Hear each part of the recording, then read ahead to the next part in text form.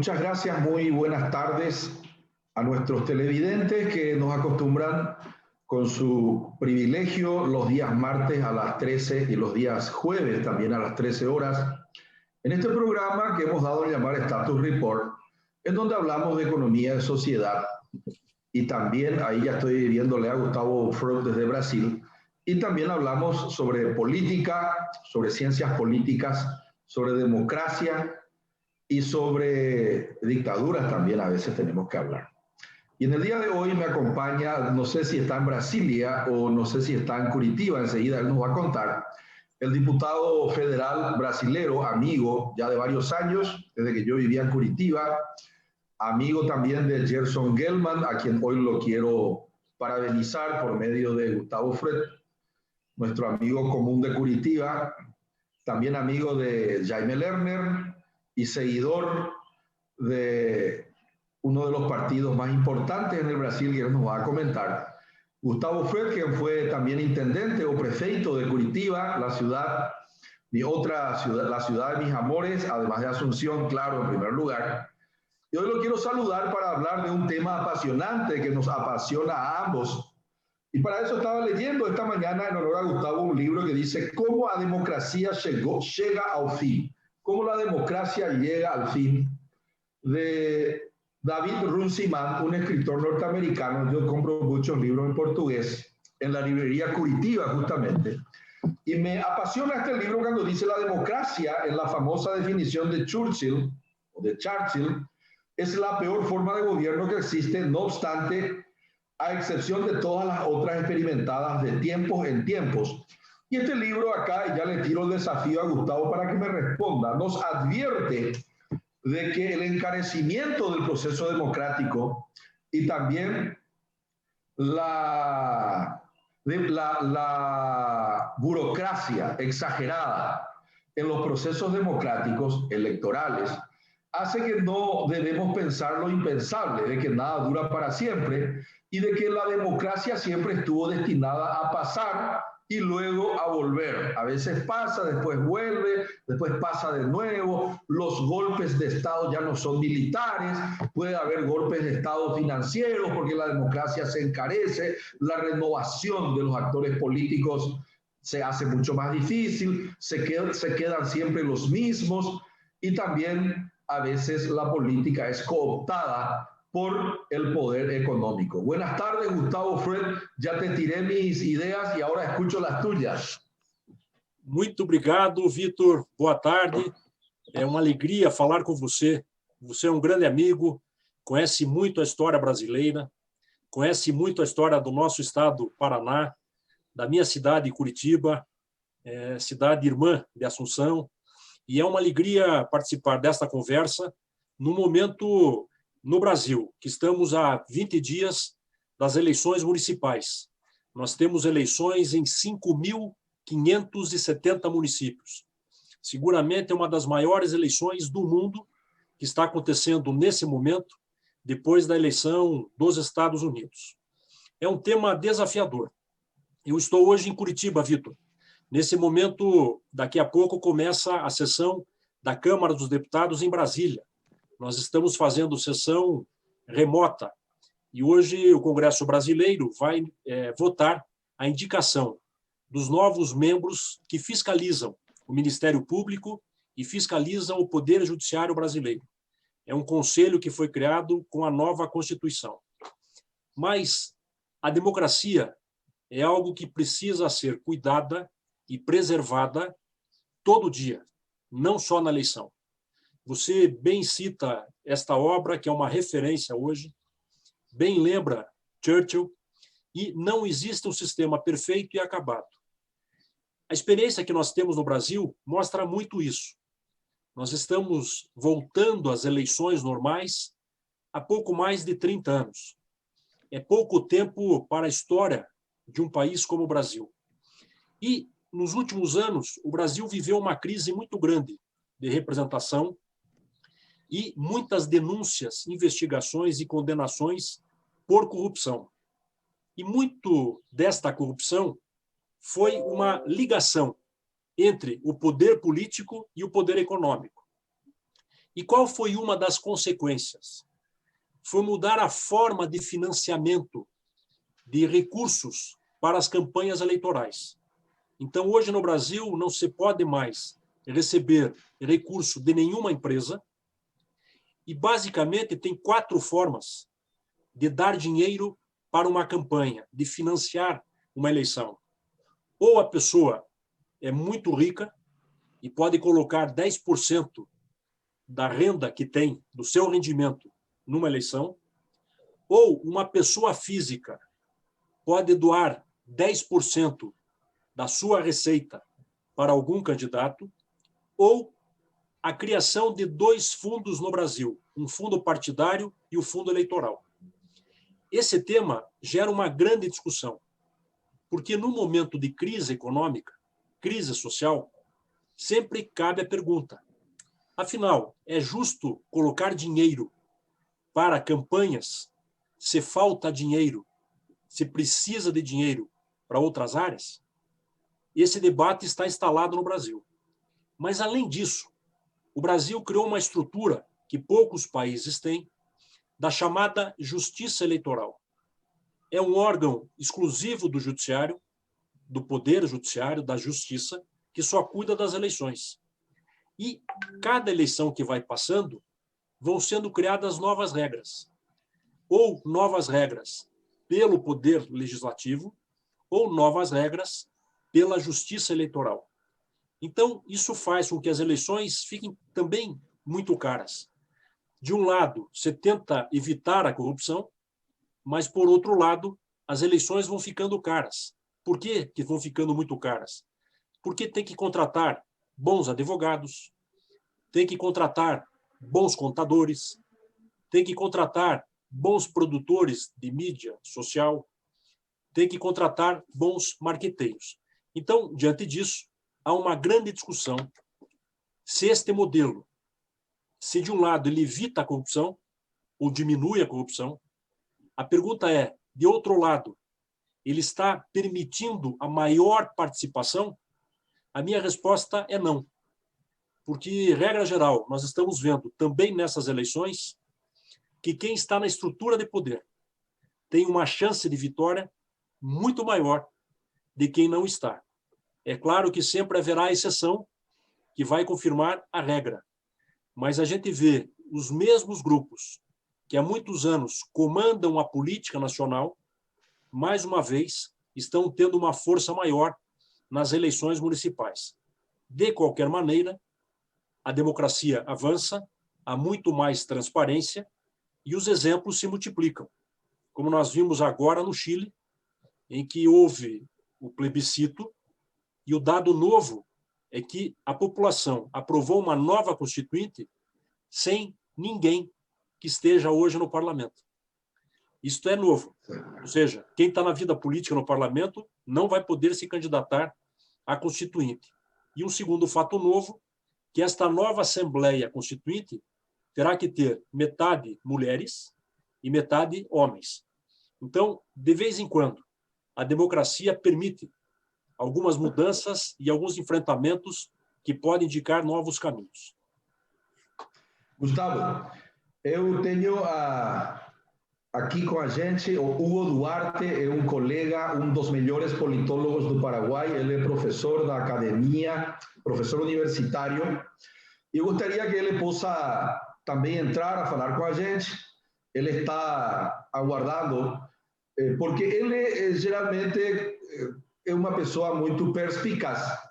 E ontem ou anteontem ele me tinha falado que a democracia vai ir mudando hacia formas diferentes de democracias, como você está agora recordando, lembrando, que é o modelo chileno.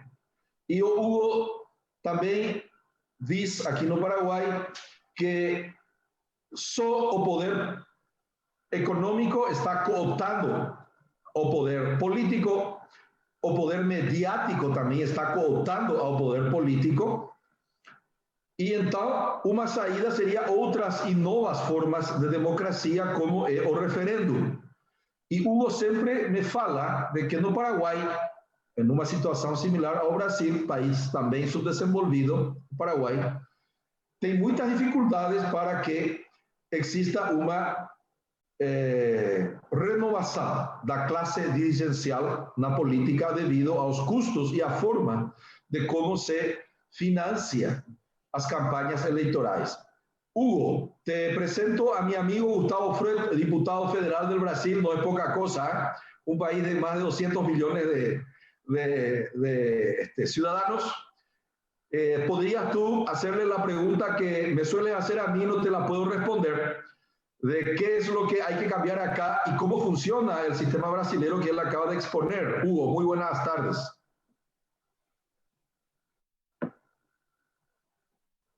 Tu micrófono, por favor. Hugo, tu micrófono. Sí, muy buenas tardes, diputado. Un placer participar con usted en esta conversación. Una persona muy entendida. Estuve leyendo algunos comentarios y algún artículo al respecto de este nuevo modelo que está viniendo hacia Latinoamérica. Que sin embargo acá nosotros hemos traducido en un modelo de posibilidad del elector de variar el orden de la lista de acuerdo a lo que se llama el voto preferencial. Eso en la práctica es una caja de Pandora, porque en realidad la pelea, la competencia más bien, ya no va a ser lista contra lista o partido contra partido, sino va a haber dos niveles de competencia. Uno, el nivel interno, por ver quién se apropia de la mayor masa de votantes dentro de su propio partido, y dos, el nivel externo, a ver quién se apropia de la mayor masa de la torta nacional. La pregunta que yo quería hacerle al leer su artículo es: hay ejemplos en el mundo de este tipo de decisiones que se tomaron y cómo impactó en la calidad de la democracia. Italia es uno de ellos, que tuvo que regresar hacia atrás, porque permitió que aparezca el gobierno de Berlusconi, que hasta hoy todo el mundo está tratando de entender cómo pasó. Y entonces la pregunta que quiero hacer: siendo nuestros países tan influenciados por la media y ahora por las redes sociales, ¿en qué lugar van a estar los reales problemas del Estado que deben ser debatidos en la sociedad frente a la necesidad de los mensajes impactantes y cortos para asegurar votos? Muy bien, excelente. Boa tarde, Hugo. Uma alegria conversar com você, agora diretamente através do Vitor. Primeiro, nesta eleição, teve uma mudança. Pela primeira vez, os partidos têm que lançar candidatos exclusivos, sem alianças, sem coligações, para a eleição do parlamento. Isso é um fato novo. Por que foi feito isso? Porque no Brasil há mais de 30 partidos políticos e quase todos têm representantes no parlamento. Isso torna a governabilidade sempre muito difícil. Então, este é um fato novo, é a primeira eleição que acontece desta maneira. O segundo ponto, que é sempre bom lembrar, que o Brasil tem 27 estados. E nos anos 70, o governo militar estabeleceu uma reforma que não se muda mais. O que acontece? Cada estado tem, no mínimo, 8 deputados e 3 senadores. E o estado que tem mais deputados federais é o estado de São Paulo, que tem 70 deputados federais. Ou seja, o voto no Brasil é desproporcional. Não é um eleitor, um voto. E ao longo desses anos, todos os governos, têm sua maioria nos estados menores, que tem metade da representação no Congresso. Ou seja, não vai se mudar esta lógica e dificilmente se conseguirá implantar no Brasil, por exemplo, um voto distrital puro e um voto de lista pura. Até porque isto faz com que o governo perca este controle e esta capacidade de negociação com o parlamento. E o terceiro ponto, que é a última eleição presidencial, e aqui sem entrar no mérito, até para não fazer nenhuma intriga internacional, mas a eleição do presidente Bolsonaro, ela representou um sentimento contra tudo e contra todos. Foi um voto também contra o sistema, apesar do presidente Bolsonaro ter dezenas de anos de mandato como deputado federal.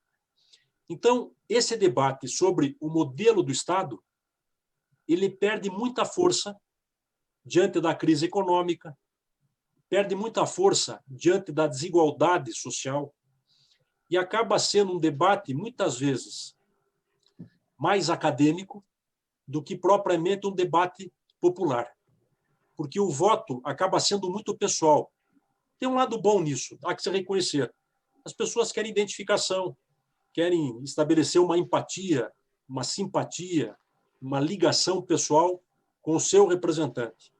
Então, o voto, principalmente na eleição local, não é um voto muito doutrinário ou muito elaborado. É um voto muito pragmático. É um voto diante da realidade local. Se a pessoa está satisfeita, reelege, vai com o mesmo. Se a pessoa está insatisfeita, como aconteceu com o Bolsonaro, ela joga e vota na mudança.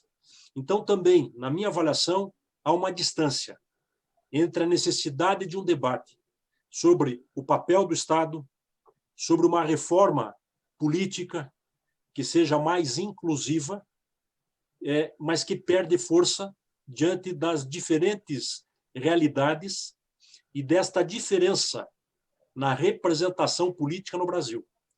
Porque, para mudar esta fórmula, será necessário mudar a Constituição.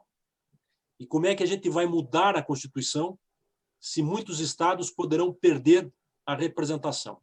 Então, é um debate permanente, mas dificilmente terá uma mudança profunda no curto prazo no Brasil. A não ser que venha, como aconteceu agora no Chile ou em outros países, de repente provoca uma quase ruptura. Mas acho que o Brasil não irá passar por isso. De qualquer maneira, nós teremos uma alternância das forças políticas tradicionais no tabuleiro, e é o que se imagina que vai acontecer em 2022, tendo uma candidatura muito forte neste modelo do atual presidente, mas tendo 2, 3 candidaturas fortes de oposição ao presidente dentro deste modelo. Ya. Mi querido Gustavo, estaba refletindo que nossas sociedades atuais são complexas demais como para colapsar das mesmas maneiras de como colapsaban antes as democracias por um golpe de Estado, como foi no Brasil no ano 64, no Paraguai no ano 54. E às vezes a democracia, como no Brasil, quem iria a pensar que o Bolsonaro seria hoje o presidente? E a democracia colapsou no Brasil. A pergunta é, nestas municipais, existem riscos de que o bolsonarismo possa crescer nas prefeituras? Interessante que são eleições descasadas. A eleição local, ela não tem muito impacto da questão nacional. Não chega a ser um voto plebiscitário, a favor ou contra o Bolsonaro. É evidente que nos grandes centros, nas grandes cidades, tem um eleitor que vai se posicionar mais numa linha a favor ou contra o governo. A gente já vê em algumas pesquisas que em algumas capitais o índice de aprovação do Bolsonaro caiu. Em outras capitais, ele ainda mantém um bom índice. Por exemplo, o Rio de Janeiro, apesar do desgaste do Bolsonaro, mas o candidato atual à reeleição, o prefeito Marcelo Crivella, pede o apoio público do Bolsonaro para tentar consolidar este eleitor. O que é este eleitor? É um eleitor que cansou da política tradicional, é um eleitor extremamente conservador em costumes, é um eleitor que acredita no discurso só da segurança e é um eleitor que não acredita muito neste papel do Estado. Então, o Bolsonaro cresceu muito nesta faixa, mas perde força nessa eleição. Então, na eleição municipal, é evidente que aliados do Bolsonaro vão crescer. Partidos que apoiam o Bolsonaro tendem a ter uma representação maior, mas não a ponto de indicar que isto seja uma aprovação do governo. A eleição municipal ela é muito prática. O eleitor ele está muito mais concentrado na questão da rua, das escolas, da saúde local, do ônibus, do preço da tarifa, do valor da tarifa, do que propriamente discutindo temas nacionais. O que está sendo comum nessa eleição, Vitor, é que quase todos os candidatos estão defendendo programas de renda, de geração de renda local, um auxílio emergencial local, porque na pandemia foi criado um programa no governo federal que transfere um valor todo mês para pessoas de baixa renda. Isto ajudou muito na popularidade do governo, ajudou muito na popularidade do Bolsonaro. Então, como vivemos uma crise, muito desemprego, é o maior índice de desemprego formal da história recente do Brasil, este tema da geração de renda através de dinheiro público, através de auxílio, ele ganhou força nas eleições municipais. Mas, como sempre, não me parece que a eleição municipal seja um voto a favor ou contra o governo, e acho também que é um erro terminar as eleições e já fazer uma projeção do que irá acontecer em 2022. Cada eleição tem um peso e realidades diferentes. Perfecto. Una última pregunta y ya nos despedimos. Allá Hugo le voy a tener que dejar con el pincel en la mano. Vamos a volver a llamarlo, Hugo, a Gustavo. Está cerquito acá, a 900 kilómetros de Asunción. Le quiero mostrar a Gustavo que yo ya almorcé, ya almorcé, Gustavo. Esto no es una coxinha, esto es un pastel mandió, es una empada de mandioca.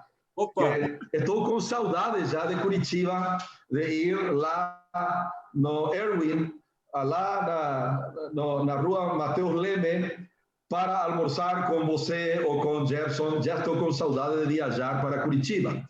A pergunta é: Curitiba, quem são os candidatos e quem poderia ganhar? E o Gerson será vereador? Será vereador, assim espero. O Gerson representa esta bonita história de Curitiba.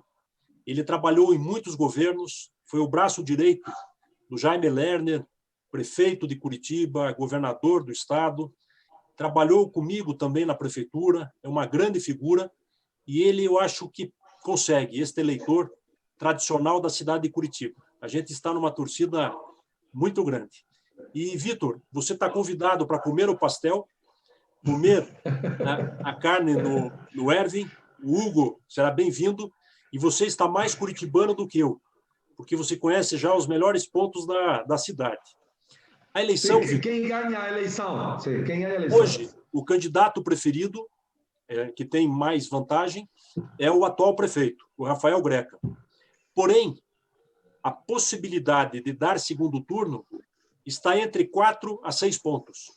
Ou seja, nesses 20 dias, se algum candidato crescer um pouco, irá para o segundo turno. Então, eu falo isso porque não é aposta, e eu não sou um profeta, mas há uma possibilidade de uma eleição em 2 turnos, mas sempre lembrando que nós temos que ter atenção no debate local, mas ter regras e condições para que a disputa seja menos desigual.